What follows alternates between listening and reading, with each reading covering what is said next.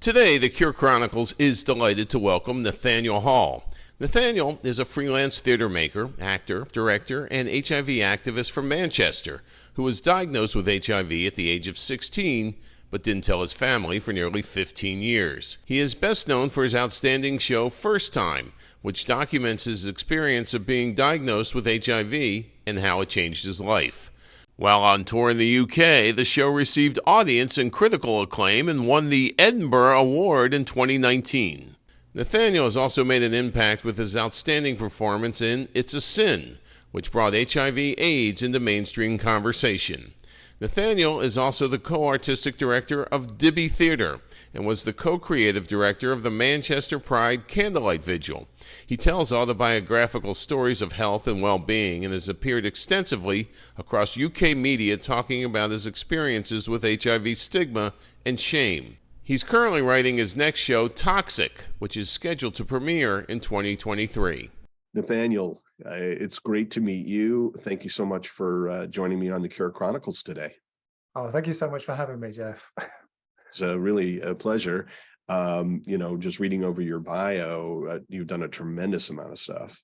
And I think one of the things that really just stood out to me right away was that you get diagnosed at 16, and yet you don't tell your family for 15 more years. So were you actually living in a house with your family at the time?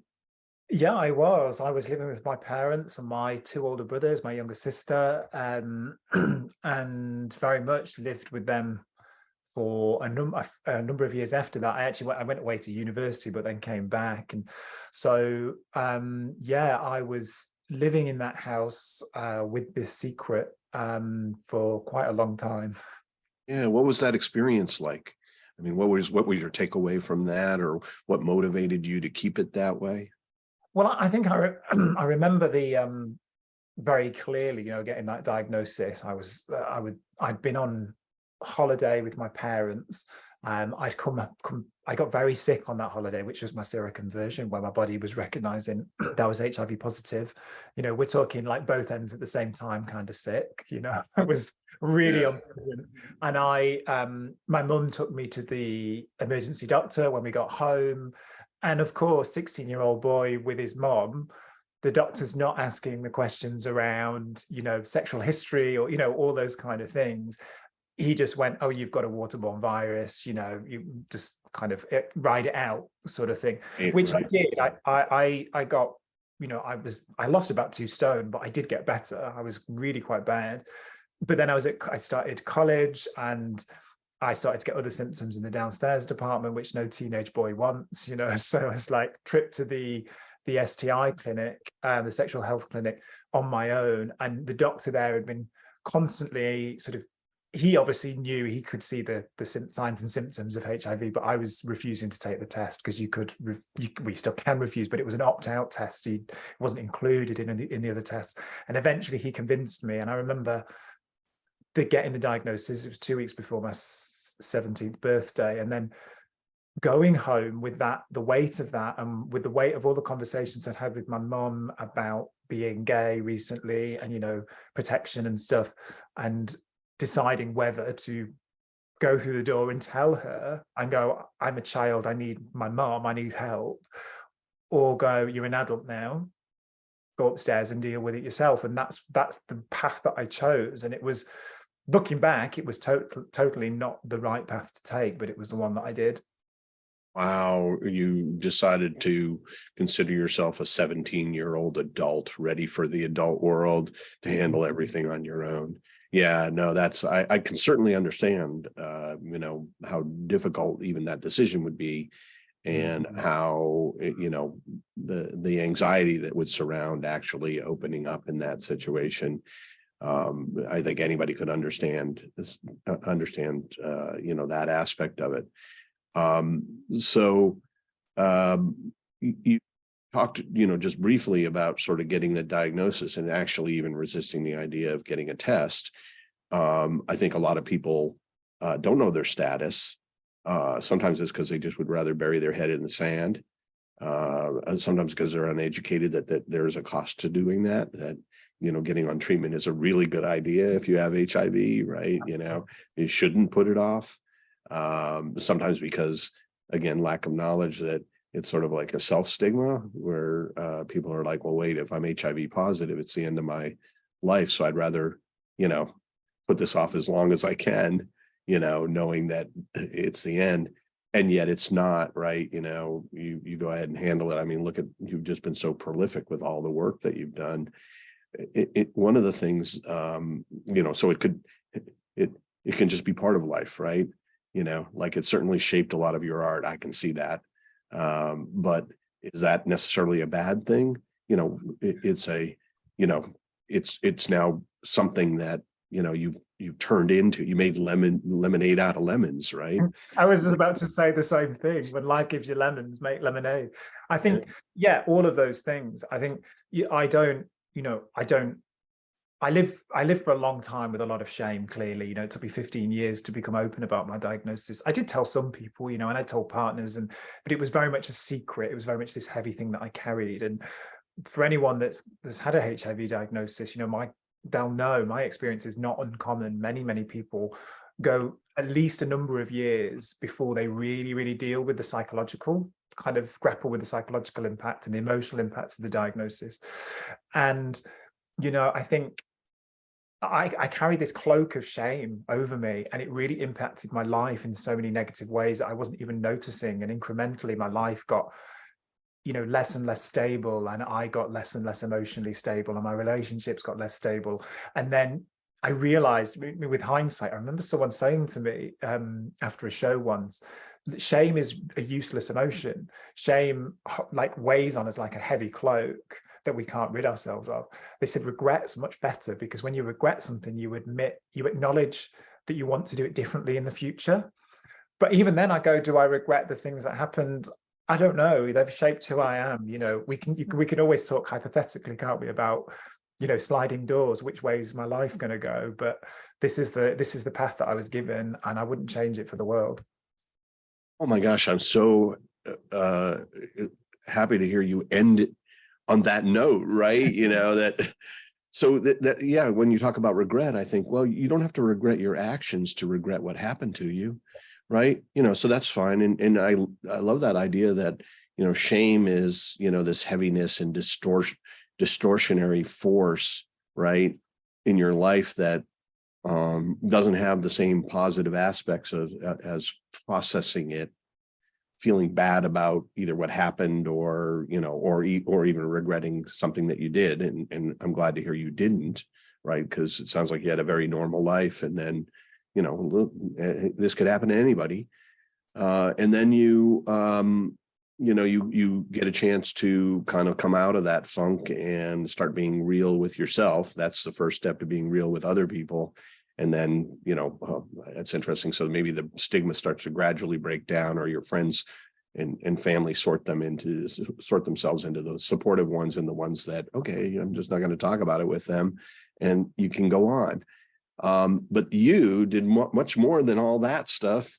You wrote a play about it. So, First Time. Okay. Tell us about First Time. This is something that you created all on your own, and you are the subject, and you were also the main actor. Yeah. So if we kind of imagine, I was diagnosed 2003, and we fast forward all the way to 2017, that my life had taken a real nosedive in 2017. I was in a very toxic, controlling relationship. I was really deeply unhappy. I was full of anxiety. I had complex post-traumatic stress disorder. I now know, having had treatment, but at the time didn't know that.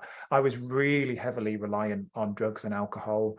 I was engaged in really risky behavior, very chaotic behavior, in a lot of debt, just at this point in my life that I never sort of thought I would get to. I always had these great ambitions and hopes and dreams and aspirations. And, I was a straight A kid at school and university, and I traveled the world. And then all of a sudden it felt like all that had unraveled. And that was the moment I caught myself awake 2 days after a house party, still awake, looking like like death, really. I just not looking, and I was so deeply unhappy. And I remember I just didn't recognize me anymore. I was looking in the mirror and going, who is this person? Who have you become? And that was the moment when I went, something's got to change, because if it didn't, the shame and the self-stigma and all of that was going to eat me up, and it was going to get very, very dark. So that was the turning point. And I didn't just go and tell people. I went from 0 to 100. I told everyone, I told the world. So I had a great team around me. I was commissioned to make the show. That kind of made me go on the journey to tell my family through that process, which was the main reason why I started to make the show, actually. It was to sort of force my hand to go, you need to have that conversation. That has to happen. And I made the show. It was World AIDS Day 2018. And I thought, I'll do a few shows, nice commission, nice little theatre in the south of Manchester here in England. And I'll get it off my chest. If it goes well, it goes well. If it doesn't, I'll go into accounting or something, I'd always been trying. I'd always sort of been on the cusp of being a successful actor, but never quite getting there. And so, it was all in, all or nothing. And it was World AIDS Day, and we had a PR campaign, and it just took off. And before I knew it, I was, on national news, television, radio, international news outlets were involved. And my story very much was shared, across the world very quickly. And it was quite an overwhelming moment, but an incredible moment to go, wow, from being so ashamed of this thing to speaking so openly about it. And the show went so remarkably well. And I was just like, okay, well, my producer was like, we need to take this further, because clearly there's an appetite. So we developed the show. We took it to the Edinburgh Fringe Festival, which is a huge theatre festival here in the UK. And then it went on a national tour, and it's since done 100 shows, and spawned loads of other different kind of projects and things as well. That's amazing. I mean, essentially, it was connectable, no pun intended, but it went viral. This sort of like pulled you from one place into a whole new perspective on this. Now, people want to see your story. And really what you're doing is you're actually expressing your experience. You are revealing your truth. And that must just be so emotional to relive it, daily on the stage in front of an audience. Because what I know of actors is, they have to tap down into the real feelings sometimes to really, do a great performance. And so I think, wow, that must be quite an exercise, to go through in this 0 to 100 that you just mentioned. I mean, what's it like to get up in front of an audience and relive that experience? Well, it is extremely, like you say, you do have to dig deep to find the emotion. Essentially, when you perform your own story, you sort of don't, because it's there, but I think you have to protect yourself psychologically, and we put lots of things into the script and the way that it's performed that protect me, but also to see the response that the show has, the immediate response in the room. And it's not, it's not all, it's not all a sob story. It's a really funny show. It's a really theatrical show. It's got confetti cannons and audience interaction. And, there's all these, we go to a candlelight vigil, which is a really moving moment because everyone has a candle in the audience. And so wow. It really kind of sounds so cool. I'm just picturing it. You're drawing a great picture here of what this thing's like. Yeah. And it takes the audience on such a journey. And it was always my intention with the show. I was like, autobiographical storytelling is amazing, but I've seen somewhere where I felt like the performer is quite vulnerable because they've not quite grappled with the thing that they're telling, and it feels like they're emotionally exposed. Yeah. And I always wanted to make sure that my audience knew that I was safe emotionally. So the trick really is to make your audience feel really comfortable and really welcome, and humor and all the theatrics and that kind of thing helps to do that. So you can take that audience to really dark places and then know that it's my experience, but they don't feel like I'm vulnerable. So that was the real trick with First Time, and it was a real learning curve because I'd never I'd worked on a lot of theatre, but I'd never worked in this kind of field. So we did lots of work on that. But yeah, it really emotionally draining to do, but so rewarding to see the immediate visceral reaction in the room, and then hear people share their stories with me afterwards or on social media as well, which is always a real honor and a privilege. Yeah. I mean, so one of the beauties of, that type of performance art, like a play, is that connection with the audience and that immediate feedback that in some way can actually change the performance to some extent, right? That just seems like brilliant strategy to realize that, one of the things that you worried about in these types of plays where people do this autobiographical thing is the vulnerability, and can the audience, sort of engage with the person fully if they're afraid of hurting him or her, right? With their reactions. And so that idea of trying to remove that, I think, is just brilliant, right? I don't know whether that's just something you learn in theater school or whatever, but I think, that's a good point, is like, you want them to know that you can handle it, right? And that way they can actually fully experience with you, right, this roller coaster of emotions, including the dark moments. What was it like to perform it for the very first time? Oh my gosh. Like you're getting out there and you're like, I'm gonna actually tell my story now. First time ever. You have no idea. Like on the second performance, at least you've seen the reaction at the first performance. But what about that first performance? Yeah, the first time was probably the most terrifying moment of my life. There was so much pressure had built because there'd been such a buzz about the show and all this kind of media kind of whirlwind, it's like, so not only was I telling this personal story for the first time, there was all this kind of expectation as well. And it was incredible to start that performance. And the start of the performance is basically that I'm not ready, so the audience are trying to come in, and I've been up all night, I've been partying, and I'm in no fit state whatsoever to welcome an audience.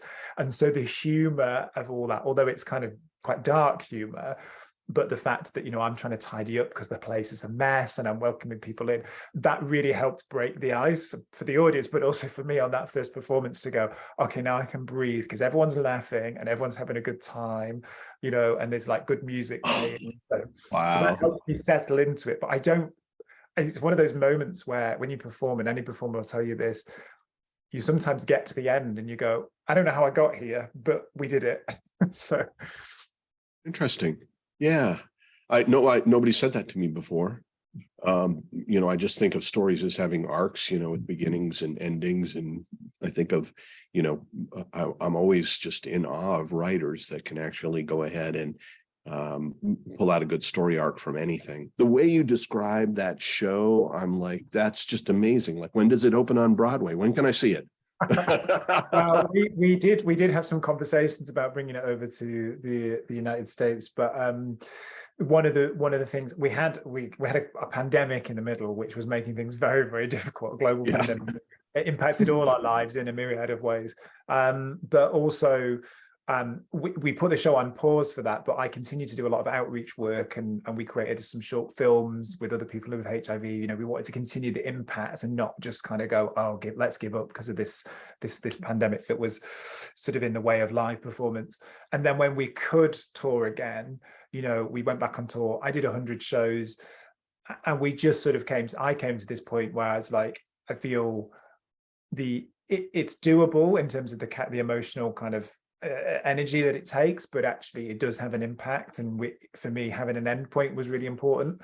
So, but it doesn't mean the story's over, because I'm writing another play which is semi-autobiographical, which is sort of the next chapter, and then maybe these two stories or a third play might amalgamate into some sort of TV drama, film. Who knows where the story can go. Just because that play is finished doesn't mean that the story doesn't still have some mileage. So you may see a musical on Broadway. Yeah, you never know.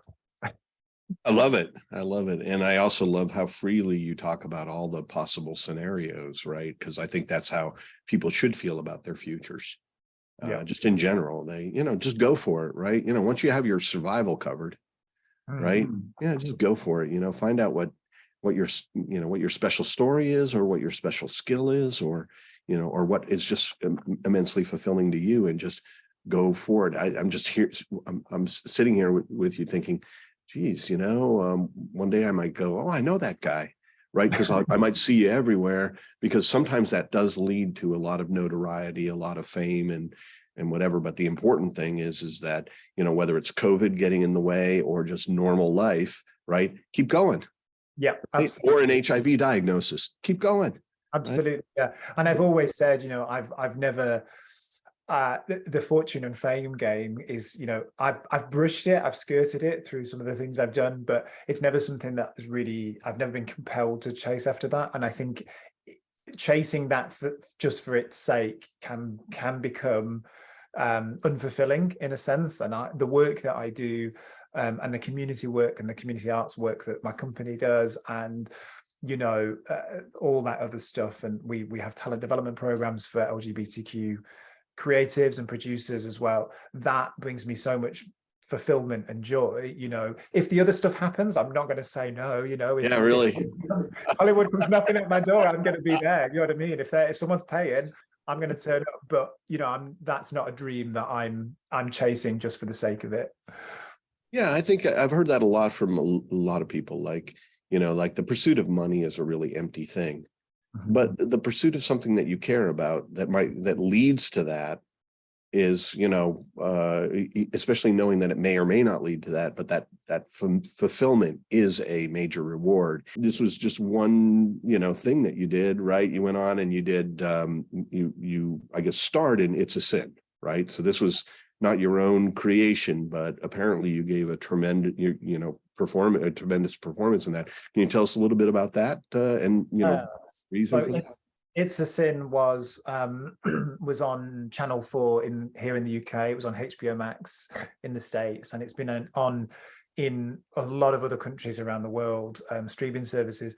It was a real huge television event here in the UK. Quite surprisingly, it took everyone by surprise, really. So It's a Sin tells the story of a group of young boys who meet in London in 1981 at the start of the AIDS crisis, and it follows them. Each episode is a year, and we move through the decade, and you see how this virus slowly creeps into every aspect of their lives, and how it impacts them. And it's the first TV drama to actually deal with the impact of HIV and AIDS on the gay community in British television. We've never had anything. We've had some storylines in our soap operas, but we've never had something that's really focused on the social, cultural, political impact of HIV and AIDS. And it was a real honor to be, it's written by Russell T Davies, who is an incredible TV screenwriter, just the most incredible career, and is one of my personal heroes. And to get a part in this show as a person living with HIV, I was the only openly HIV positive member of the cast. To be able to tell these stories was a real honor and a privilege. And the messages that I got from people, I mean, we're talking in the thousands. I don't know, Russell, the writer, must have just got hundreds of thousands, but I got, thousands. And from people who said, from older gay men who'd lost their partners or friends or lovers, to say, thank you. I thought we'd been forgotten because no one's ever told our story. And for many people living with HIV to go, I'm so pleased that you were there with the lived experience, because that was really important to me or to them. That was what they were saying. It was an important that I think people need that. That's one of the things we were hoping would come out of the Cure Chronicles, is that when you talk to folks and they tell their stories, and especially you'd see this is quite connectable, and a lot of the interviews are quite connectable because they essentially, people recount common experiences, and people feel less alone. And I think that's a really valuable thing, less forgotten, less isolated. I think, this is one element that is really important within that subculture of folks that haven't yet been able to do like what you've done, to come out totally like out loud and proud about their lives, right? And, with regrets, but no, kind of, without that shame, right, that you were talking about. And so that's a great takeaway, by the way, already from this interview, that whole concept of, okay, come to grips with your life, regret what you want, but process it and put it behind you and become what you want to become without shame. And what year was this? You said this is the first time this had ever really been dealt with openly in the UK, in which I think it's quite progressive, right? But what year was this? It was 2021 when that hit our screens, February 21. And yeah, it really did have, I think there was a few factors into play. I think everyone was really craving new drama because obviously one of the impacts of the global pandemic was that TV and film production. Tell us a good story so we can stay home and not die. Yeah, and there was so many repeats on television. I think everyone was just like craving new drama, but also I think it's just so beautifully written, and it's an issue-based piece. Yes, it's about HIV and AIDS, but that's not the starting point. The starting point is these really beautiful, characters that are complex and real and fallible as well. They're not, some of them aren't that likable as well, which is really important. It sounds like you're describing all of us, right? Humans. Yeah. Right? Yeah. And I think it also had a real nostalgia for the 1980s, which everyone seems to love at the minute. So there was all these different things, but it's just, I don't know if the AIDS crisis was everybody's favorite part of the 80s, but I get the nostalgia thing a little bit. Yeah. The music was perhaps. Yeah, that would work. Yeah. And I think what happened was it just ignited this conversation in the UK. The UK has not really. So we had a very big public health campaign back in 1987, which was really, really quite stigmatizing. It was huge tombstones on television, and sort of like the Grim Reaper's going to get you, and there was all this really negative stuff. Yeah. And since then, we've not had anything to say. We know how HIV has changed dramatically in the last 20 to 30 years. So what It's a Sin did was reignite that conversation. And although it was telling a story, a history, it was telling an old story, it allowed the incredible work of activists in the present and organizations in the present to be invited to talk. And I'm not kidding. People were talking about it for I think it was about 6 weeks after it had broadcast, and I was still putting on the radio in the middle of the day, prime time, and there was people talking about it and talking about testing and talking about U equals U and talking about PrEP and being re-educated. So it was this real cultural moment where something shifted in the zeitgeist around HIV in the UK. So it was very, very special. Something has to do it, right? Like we do. There is a natural progression towards understanding. And it's interesting that you were talking about that. In 87, they do this big campaign where it's the Grim Reaper and the end of the world and dark, it's all dark. And they have learned, and I don't know why they keep doing it anyway, but they learned a long time ago that if you make the picture too frightening, people just turn away and they learn nothing, right? And so why bother putting those messages up there? Because everybody will ignore them because it is just too much to deal with. We're only willing to take in as much as we can handle. And psychologically, that's just beyond it, right? That's the thing, is like, how do we break through that thing? How do we finally really normalize HIV virus, just like every other virus out there? What I've done, I'm one piece of an amazing interconnected puzzle of incredible people doing incredible work across the globe on this, and this work to destigmatize. And I've done my little bit in 100 shows, and I've got a published play text which is is out there and has been sold, and I've done all the interviews and stuff. But there's this, I mean, in recent years in the UK, there's been more and more people talking about HIV openly on social media, which is something that I do. But there's people on TikTok with like hundreds of thousands of followers. I don't even know how to use TikTok. I'm dancing. I love dancing, but I'm like, not when I'm trying to. I don't know if you have to dance while you TikTok. I've seen ones that weren't, and I don't know how to use TikTok either, but I hear it's big.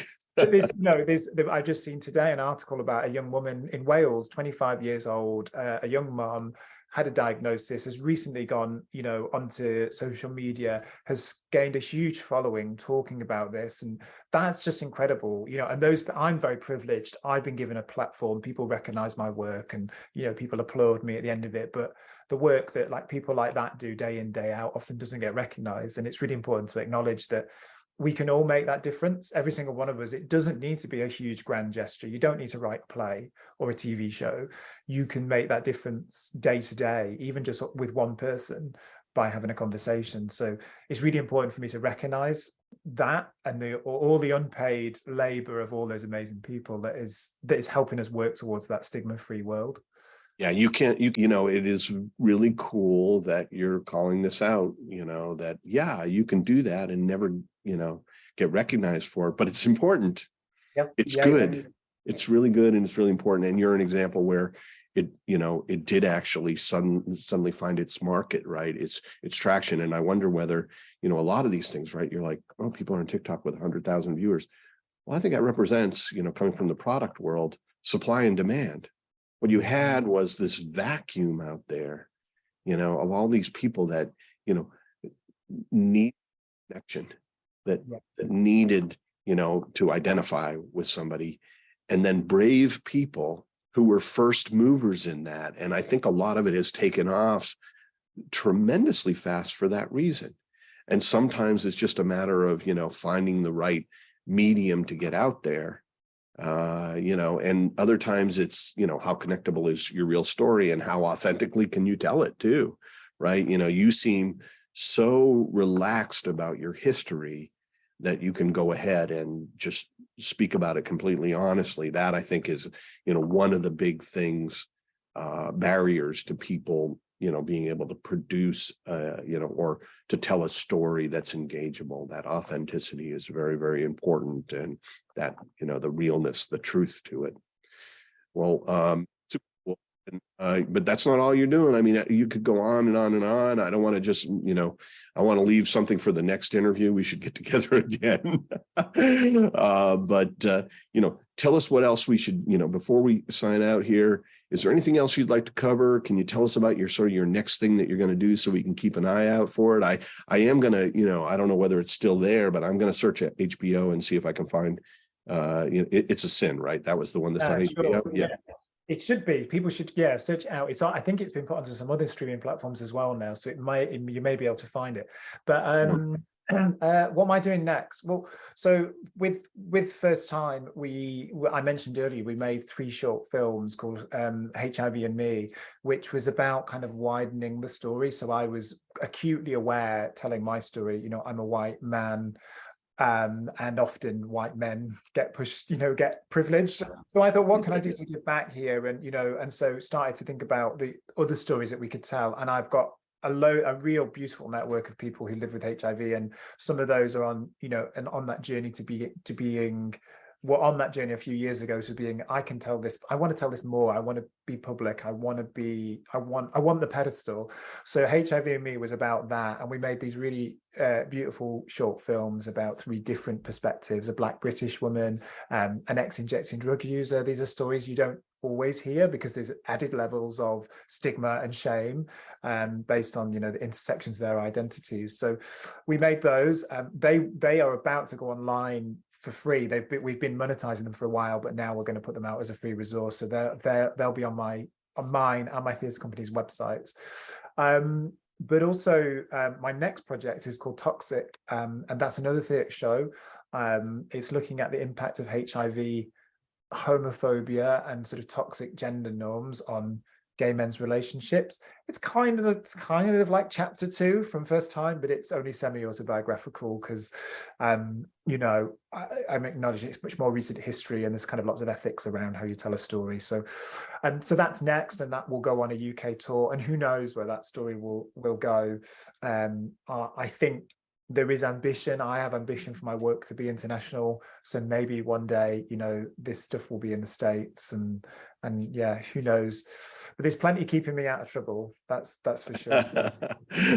Well, that's good news. More than out of trouble, really into some very exciting and I think good things that, you know, I think this mini series, you know, that or the series of these short films that you're talking about, yeah, these are sub-markets of people that need that connection, you know, like telling it from a different perspective so that it's identifiable, and to look at oneself and go, look, I can only represent so much as one person, that we actually need stories about other people as well.